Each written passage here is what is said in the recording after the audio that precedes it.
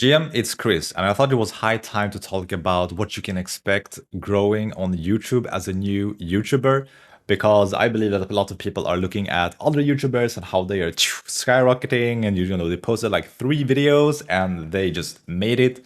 They got a ton of views, a ton of subscribers, but the reality for everyone else, like I believe like 99% of people who do not see that growth. This is how you should actually think and feel about this entire journey. And let me share you a little bit of a backstory. So I used to blog back in the day and made some good money as an affiliate revenue and stuff like that. And when that is actually like playing on online business on hard mode, because if you post like a blog or a blog article, or that's how it was at least back in the day, the general rule was that don't expect anything or anyone to see the stuff that you're doing for like 6 months, like half a year, before you see any type of uptake, any type of growth. And if you just keep at it and if you just publish content for months and months and months every single day, then 6 to 8 months later you will see this growth spike happening. And that is actually really true. That's what happened to my blog as well. So I was publishing like posts and articles for like 8 months, and only after eight months the traffic took off, right? And I got a ton of traffic, and then I started to make money. But I am thinking like this with the YouTube channel as well, but I believe that blogging compared to like videos and YouTube is just like playing it on ultra hard mode. Like you don't want to do it.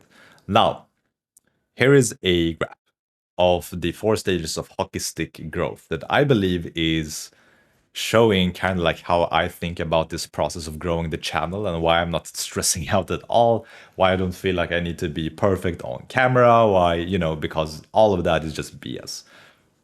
So I am in this phase with this YouTube channel, which is a personal brand slash business type of YouTube channel.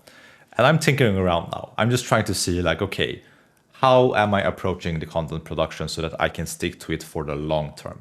What type of topics are people caring about? What is getting traction? How am I approaching this entire thing? So right now I'm just like tinkering a lot. I'm tinkering, tinkering, tinkering, tinkering. And this little path here, this hockey stick, this can be months or even years. So you having the right expectations from the start when you're creating a YouTube channel, I think helps a lot with your mental clarity, with not putting unrealistic expectations on yourself, because you cannot dictate the results or the outcome. You can only dictate the inputs that you do. So you tinkering around and joyfully just testing stuff out, I think that is the main thing that really helps you to avoid burnout if you are starting out a YouTube channel as well. So I'm speaking out to everyone who's trying to get some attention online before an inflection point happens and you just spike and everything grows. So to prove this, here is my YouTube channel dashboard and analytics. And my initial thought with this was that I will just publish a ton of content, like one every day, which I obviously couldn't maintain because I have a life, I have kids, I have a family, and I was on traveling for a week as well. So that went out the window. But I'm not bashing myself or putting myself down. It's just like, oh, business as usual, let's move on, right? But the thing is that I have abysmal low views, and for any new YouTube channel, I will suspect that that is the case for anyone. But what I am looking for is an outlier. And there's one video that got picked up really good, which was the topic of freelancing. So that's quite interesting. So it seems like a lot of people and the algorithm itself likes the topic of freelancing. So it might be that I pivot into this, but that's not really where I want to take the direction of this channel. It's more of like a business channel and copywriting and making money.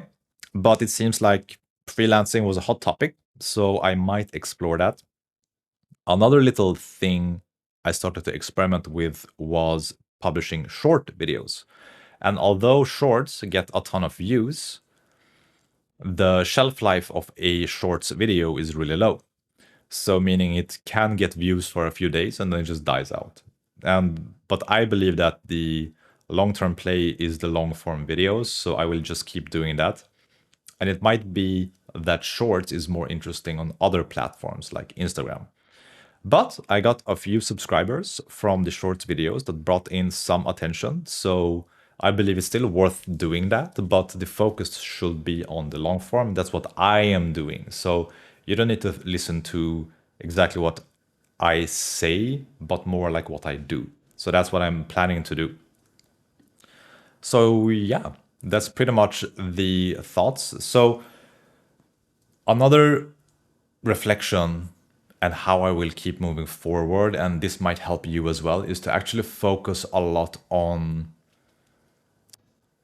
the actual title and the topic of the video, because that seems to be really important. I am following another YouTuber who is really successful in the space, and he's talking about that you should focus 90% of your time on just crafting the title for the video and thinking about the angle, thinking about the topic. And that's where I fail at with my YouTube channel. So what I will do from now on is to actually put this into my daily checklist of a task to do. So carve out some space to reflect and think about the next topic of the video. Because right now I've just been YOLOing this a little bit. I've just been pushing record and then going with it, seeing where it takes me, and then afterwards crafting the title that fits the context of the video. But it seems like a lot of successful people, they are doing the other way around. So they're thinking about the topic first, just the title, like 90%, and then they film the actual content for it.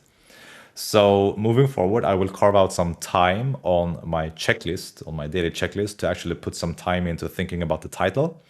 And I will report back and show you what happens and kind of like if it had any type of meaning at all. I believe it might have, but I think it's important to really put a dedicated time to reflect and think about what do people want? What is the actual problem I'm solving here with this video? And moving from there. So that's pretty much the tips I have for my past self, my future self, and anyone who tunes into this channel. So one, don't take yourself too seriously when it comes to producing content. It's just a testing phase. It's pretty much a brand prototype that you can change at any time, at any whim, and be flexible. So stay flexible, stay pivotable. That's what I'm doing.